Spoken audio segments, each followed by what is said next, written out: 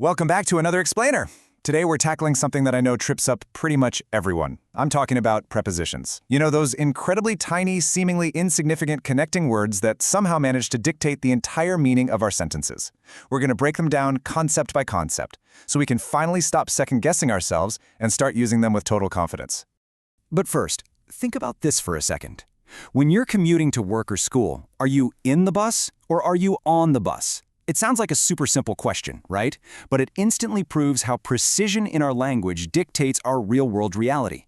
If you said you're in the bus, well, grammatically speaking, we actually use in for smaller private transport, like your car. For massive public transit, like buses, planes, or trains, you are actually on the bus. Hey, if you got that wrong, seriously, do not sweat it. I actually came across this fantastic quote from Superprof that hits the nail on the head. For being such tiny little words, prepositions cause very big problems. It's honestly so validating to remember that even native English speakers mess these up constantly. They're tricky, they're hyper-specific, and frankly, they just love breaking their own rules. So here is our game plan for this explainer. We'll start with the power of these tiny words, then master the big three: in, on, and at. After that, we'll settle the between versus among showdown, look at compound prepositions and movement, fix some incredibly common mistakes, and finally, tackle the boss level, fixed prepositions. All right, jumping right into Section 1, the power of tiny connecting words. We use these things all day, every day. But how often do we actually stop to look at the mechanics? Believe it or not, there are over 100 prepositions in the English vocabulary. 100, and their job is to be the ultimate clarifiers. They establish exactly how nouns and pronouns relate to space, time, or other ideas. Without them, our sentences would literally just be floating in a confusing void. They tell us exactly where an object is, when an event happens, or how ideas actually connect to one another. Now here's a wild little twist. Prepositions are shapeshifters. Words like after, since, or before can completely change their grammatical identity just based on how you use them. If a word like since is followed by a noun phrase, like since yesterday, boom, it's a preposition. But if you stick it in front of a whole entire clause, like since she was so kind to me, it magically transforms into a conjunction. They literally adapt to the environment of your sentence. Okay, let's move on to Section 2, mastering in, on, and at. These three cause the absolute most headaches for learners globally. The real trick here is to visualize the scale. Let's look at first. Use this for specific times or exact points in space. Picture a dart hitting a bullseye. You are at the gym at 3 p.m. Zooming out a little, we have on. Use this for days of the week and physical surfaces. Your book is on the table and you'll read it on Monday. And finally, in is for the widest scope. General time frames like months or seasons and physically enclosed spaces. You are in a room, or maybe you were born in July. Now, if you still find this a bit maddening, you are completely justified. Why? Because the rules literally change depending on what country you're in. For example, American English speakers will say they're doing something on the weekend, strictly following that days and surfaces rule. But a British English speaker, they'll say they're doing it at the weekend. It's the exact same language with entirely different rules. Go figure. Moving right along to Section 3, the between versus among showdown. This is a classic test question, and the core rule to settle it really comes down to separation.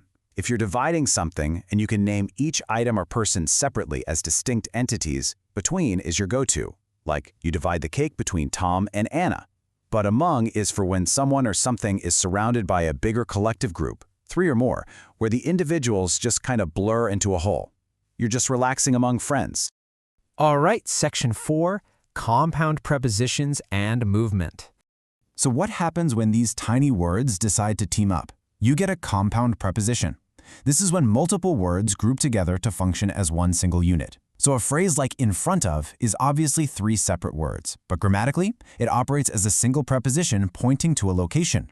Same thing with because of or in spite of. They link actions to causes as one solid block. And this brings us to movement, which is a trap even native speakers fall into daily. Remember our rule from earlier? In shows location, it means standing still. Into shows movement or travel. So if you say, he walked in the room, you're technically saying he was already inside the room, just walking around in circles. If he actually traveled from the hallway across the doorway, he walked into the room. Which perfectly sets up Section 5, fixing common preposition mistakes. Let's look at a pretty funny example of what happens when we mess up that movement rule we just learned. If you say she put the food into my mouth, you're implying that the food took this long, epic, flying journey across the room all by itself to reach you.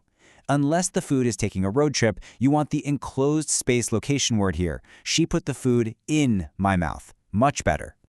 Let's do a quick rapid-fire round of other common fixes. You aren't married with someone, you are married to them.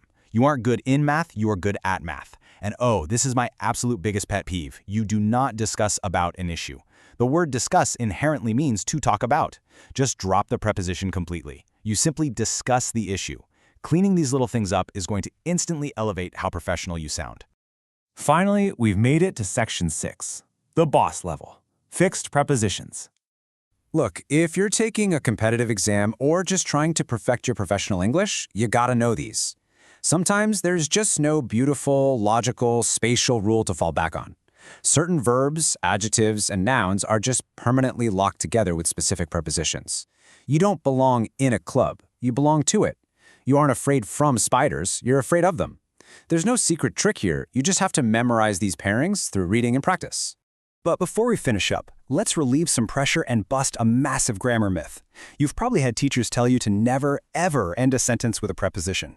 Well, spoiler alert, in modern conversational English, it is completely acceptable. If you ask, who are you talking to, ending right on that preposition, you sound totally natural and correct. Seriously, don't bend over backward trying to sound super formal when you really don't need to. To wrap up this explainer, I want to leave you with something provocative to chew on. Are you letting your native language translate your prepositions? Because English is incredibly quirky, and direct translation in your head is the #1 cause of preposition mistakes. I challenge you to stop doing that. Instead, start trying to visualize how the English language uniquely constructs space, time, and relationships. Once you picture the relationship instead of just translating the word, it's all going to click into place. Thanks for hanging out with me for this explainer, and keep practicing those connections.